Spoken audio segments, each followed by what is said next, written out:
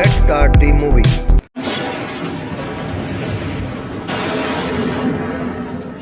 कहानी की शुरुआत में हमें रास्ते में जाते हुए दो बसेस को दिखाया जाता है। उस बस में बहुत सारी फीमेल स्टूडेंट्स होती हैं, जो वे सभी अपने क्लास के लिए जा रही होती हैं। उन्हीं में से एक का नाम मित्सुको था, जो दिखने में काफी प्यारी थी। वो अपनी नोट्स बुक में कुछ लिख रही होती है। तब उसकी फ्रेंड्स उससे कहने लगती है कि क्या तुम हर वक्त लिखती रहती हो? क्या मिलेगा इस तरह की नोट्स बनाने से? यहाँ देखो सभी लोग एंजॉय कर रहे हैं, तुम भी क्यों नहीं करती? ये कहकर उसकी फ्रेंड उसकी नोटबुक को छीन लेती है और उसका पेन नीचे गिर जाता है और वो अपना पेन उठाने के लिए जैसे ही झुकती है, तभी हम देखते हैं कि उस समय कोई चीज बहुत तेजी से आती है और उस लड़कियों के साथ उन दोनों बसेस को आधे पर से ही काट देती है, जिसकी वजह से सारी की सारी लड़कियां दो हिस्सों में कट जाती हैं। इसी के साथ जैसे ही मित्सुको ऊपर उठती है, तब यह देखकर काफी हैरान हो जाती है कि यह क्या हो गया।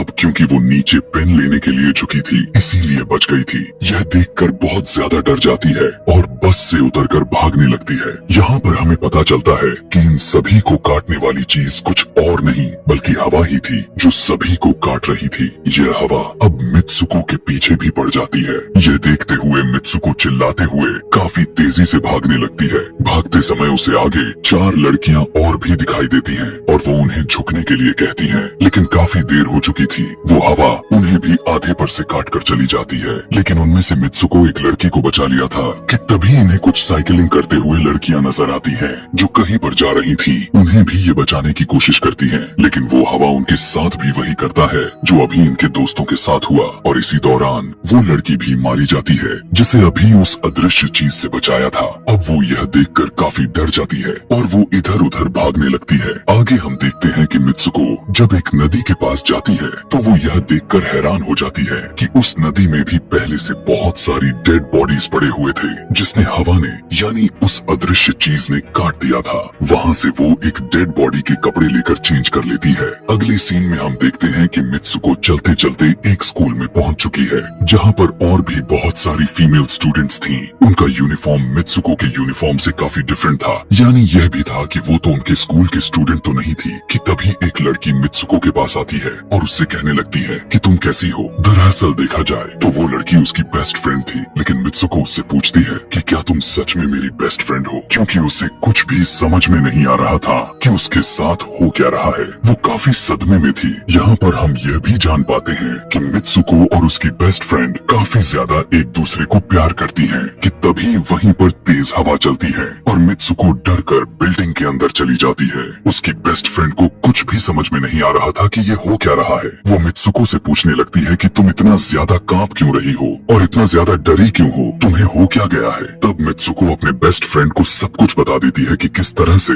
एक हवा का झोंका आया और उसके स्कूल के सभी स्टूडेंट्स को काट कर चली गई। यह सुनकर उसकी दोस्त उसे विंडो के पास ले जाकर उसकी हाथ बाहर निकाल कर कहने लगती है कि ये देखो, ये बस हवा है और कुछ नहीं। यहाँ पर मित्सुको के दिल को कुछ शांति मिलती है और इसे लगने लगता है कि शायद ये मेरा ख्वाब ही हो सकता है। जिसके बाद मित्सुको का बेस्ट फ्रेंड अपने दो और दोस्तों को लेती है और क्लास को बंद करने का प्लान बनाती है। जैसे ही ये चारों क्लास के बाहर जाने के लिए निकलने ही वाली होती हैं कि तभी वहाँ पर उनकी टीचर आ जाती है और उन्हें देख लेती हैं, लेकिन वो चारों वहाँ से भाग जाती हैं। वे चारों भागते भागते एक लेक पर आ जाती हैं। वहाँ पर मित्सुको की बेस्ट फ्रेंड अपने दोनों दोस्तों को भी उसके ख्वाब के बारे में बताती है। तभी उनमें से एक लड़की कहती है कि हो सकता है कि यह सच हो, जैसे मिरर वर्ल्ड होती है जहाँ पर इस दुनिया से ऑपोजिट यानी उल्टा होता है। यह कहकर वो तालाब में एक पत्थर फेंक कर कहने लगती है कि देखो, यहाँ पर मैंने तो पत्थर फेंका है, लेकिन हो सकता है कि दूसरी दुनिया में मैंने ऐसा ना किया हो कि तभी अचानक से उस तालाब में से एक क्रोकोडाइल निकल कर आता है, उसमें से एक लड़की को खा जाता है। फिर वो लड़की कहने लगती है कि देखो, मैंने कहा था ना, जो इस दुनिया में होता है वो उस दुनिया में बिल्कुल भी नहीं होता, और जो उस दुनिया में हो रहा है वो इस दुनिया में नहीं हो सकता। तो इसको भी उसी दुनिया में मगरमच्छ ने खाया है। और यहाँ पर ये देखो, ये तो बिल्कुल सेफ है। उसी लेक के पास एक बिस्तर यानी एक बेड नजर आता है। ये चारों उस बेड से तकिए को उठाकर खेलने लगती हैं कि तभी हम देखते हैं दूर से दो लड़कियां इन्हें देख रही थीं। उन दोनों लड़कियों में से एक ब्राइडल बनी हुई थी, क्योंकि ये दोनों लड़कियां आपस में एक दूसरे से शादी कर ली थीं। जिसके बाद उनमें से एक फ्रेंड बताती है कि हमें कुछ ऐसा करना होगा जो उस दुनिया में इम्पॉसिबल हो, क्योंकि हमारे हमारी किस्मत तो पहले से लिखी जा चुकी है, लेकिन हम इसे बदल भी सकते हैं। जिसके बाद ये सभी लड़कियां अपने स्कूल में वापस आती हैं और नेक्स्ट लेक्चर लेने के लिए क्लास में चली जाती हैं कि तभी मित्सुको देखती है उसके पास एक तकिया पड़ा हुआ है। अब जैसे ही वो इस तकिए को उठाने के लिए नीचे झुकती है कि तभी उसकी टीचर पूरे क्लास में गन से फायर करने लगती है और जैसे ही मित्सुको उस तकिए को उठाकर ऊपर देखती है तो उसके क्लास की सभी लड़कियां मारी जा चुकी होती हैं और यहाँ पर एक बार फिर वो बच जाती है जैसे पिछली बार अपने ड्रीम्स में बच गई थी। मित्सुको की टीचर उसके पास आकर कहती है कि तुम्हारी हिम्मत कैसे हो गई, इस क्लास को बंद करने की तुम्हारा भी मरना तय है। कि तभी उसी वक्त दो लड़कियां और आ जाती हैं और मित्सुको को बचाकर वहाँ से भागने की कोशिश करती है, लेकिन एक दूसरी टीचर वहाँ पर आकर उन दोनों लड़कियों को मौत के घाट उतार देती है। अब जितने भी स्टूडेंट्स की जान बच गई थी, मित्सुको उनके साथ बाहर भागने लगती है, लेकिन स्कूल की सभी टीचर्स उन सभी लड़कियों पर फायरिंग करने लग जाती हैं। अब यहाँ पर फायरिंग के दौरान सभी लड़कियां जैसे ही वहाँ से बाहर आती हैं, तो यहाँ पर हवा उन्हें काट देती है। यहाँ पर अब मित्सुको यहाँ पर एक बार फिर से अकेली रह जाती है और वो वहाँ से भागकर क्राउड एरिया से होता हुआ पुलिस स्टेशन में जाती है। वो वहाँ पर सब कुछ बताने लगती है। उसकी यह बात सुनने के बाद पुलिस वाली लड़की उससे कहती है कि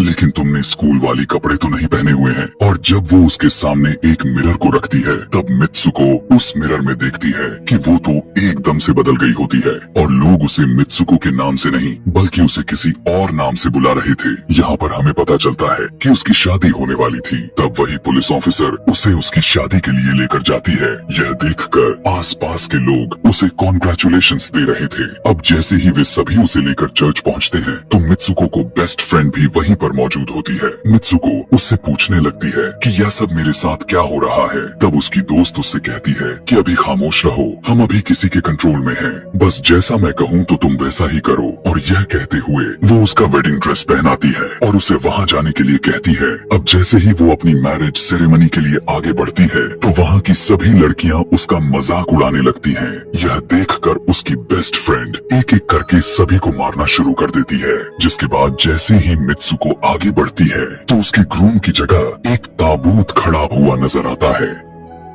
उस ताबूत को खोले जाने पर एक बड़ा पिग बाहर निकल कर आता है। मित्सुको उसे देखकर काफी ज्यादा डरने लगती है और एक टूटी हुई बोतल से उस पर अटैक कर देती है। जिसके बाद मित्सुको और उसकी बेस्ट फ्रेंड चर्च से भागते हुए बाहर आ जाती हैं। यहाँ गेट पर भी दो लड़कियाँ इन्हें रोकने की कोशिश करती हैं, लेकिन मित्सुको की बेस्ट फ्रेंड इन्हें मारकर वहाँ से भाग जाते हैं। उधर मित्सुको दूसरी तरफ भाग रही थी क्योंकि अब उसे लगने लगा था कि उसके साथ कुछ ज्यादा ही गलत हो रहा है। आगे जाने पर एक और मिरर में खुद को देखती है तो वो एक बार फिर से खुद को बदला हुआ पाती है। अब जिस जगह पर मित्सुको थी वहीं पर रेस हो रही थी कि तभी उसके पास कुछ लड़कियां आकर उससे कहने लगती हैं कि तुम तो बहुत अच्छी रेसर हो, खड़ी क्यों हो, भाग क्यों नहीं रही। और जब वो भागना स्टार्ट करती है तब वो खुद में काफी एनर्जी फील करने लगती है। जिसके बाद मित्सुको रेस जीतने की पूरी कोशिश करने लगती है। भागते समय उसे अपने डेड फ्रेंड्स भी नजर आती हैं जो कुछ वक्त पहले उसके स्कूल में मारी जा चुकी थी। कि तभी उसी वक्त उसकी बेस्ट फ्रेंड भी आ जाती है। तभी ये दोनों नोटिस करती हैं कि वही पिग और वो औरतें जिन्होंने इनको चर्च में रोक रही थी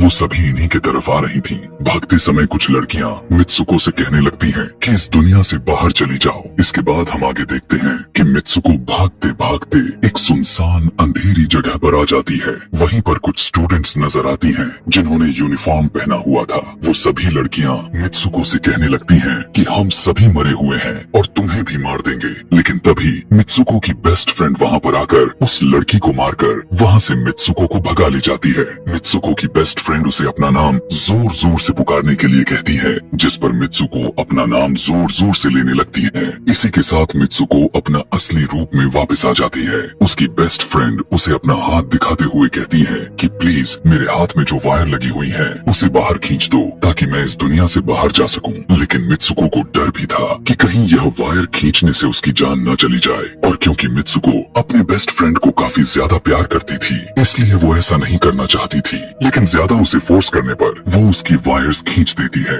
वायर खींचते ही उसकी बेस्ट फ्रेंड की बॉडी दो हिस्सों में बट जाती है और तभी उसी वक्त उसे एक गेट नजर आती है। उस दरवाजे से बाहर आने पर वो देखती है कि अब वो आदमियों की दुनिया में आ चुकी है। वहीं पर उसके पोस्टर्स भी लगे हुए थे। जिस पोस्टर को कुछ लड़के देख रहे थे, तभी एक लड़का मित्सुको के पास आकर कहता है कि तुम फ्यूचर में हो। इस बात को सुनते ही वो बेहोश हो जाती है। कुछ टाइम के बाद जब उसे होश आता है तब वो आगे बढ़ती है। तब वो देखती है कि एक बूढ़ा आदमी गेम खेल रहा होता है और उसी गेम में मित्सुको वही कैरेक्टर नजर आती है जो अभी बनी हुई है। मित्सुको को देखते ही बूढ़ा आदमी कहने लगता है कि मैंने ही इस गेम को बनाया है और मैं ही हूँ जो तुम लोगों को कंट्रोल कर रहा हूँ। तुम तो बहुत पहले मारी जा चुकी थी, लेकिन मैंने तुम्हारा डीएनए लेकर तुम्हें फिर से बनाया। मित्सुको को जब यह बात सुनकर उसे पता चल जाता है कि यह एक गेम है, तो उसे लगता है कि शायद मैं अभी भी अपने दुनिया में जा सकती हूँ। कि तभी उसी समय एक आदमी आता है और मित्सुको को अपने पास बुलाने लगता है। तब वो बूढ़ा आदमी मित्सुको से उसकी आखिरी लेवल को कंप्लीट करने के लिए कहता है। वो आगे बढ़ने लगती है कि तभी मित्सुको को अपने दोस्त की कही हुई बात याद आ जाती है कि अगर हम इस दुनिया में कुछ ऐसा करेंगे जो दूसरी दुनिया में इम्पॉसिबल हो तो तुम इस गेम से बाहर आ जाओगी। और इसी के साथ वो इस आदमी का गला दबा देती है और कहने लगती है, बस करो हमारे साथ खेलना। यह कहकर मित्सुको उस बूढ़े आदमी की छड़ी को उठाकर अपने पेट में घुसा देती है, जिस वजह से उसकी मौत हो जाती है। और यहाँ पर हम देखते हैं कि बूढ़ा आदमी यह सोच भी नहीं सकता था कि मित्सुको ऐसा कुछ कर सकती थी। और इसी के साथ उसकी डेस्टिनी पूरी तरह से चेंज हो जाती है। वो इस दुनिया में यानी गेम में तो मर चुकी थी, लेकिन असली दुनिया में वो अभी भी जिंदा थी। आगे हमें ये भी दिखाया जाता है कि मित्सुको के बाकी के कैरेक्टर्स भी किसी न किसी वजह से अपने आप को मार लेते हैं और अब वे सभी गेम का पार्ट नहीं थे। अगले सीन में हमें मित्सुको को बर्फीले जगह पर लेटा हुआ दिखाया जाता है और अब वो अपने रियल वर्ल्ड में आ चुकी थी। और इसी के साथ यह दिमाग घुमा देने वाली कहानी यहीं पर खत्म हो जाती है। आगे और भी ऐसे ही एक्सप्लेनेशन मूवीज देखने के लिए कमेंट में नेक्स्ट लिखना ना भूलें। Thanks for watching. Please like, share and subscribe my channel.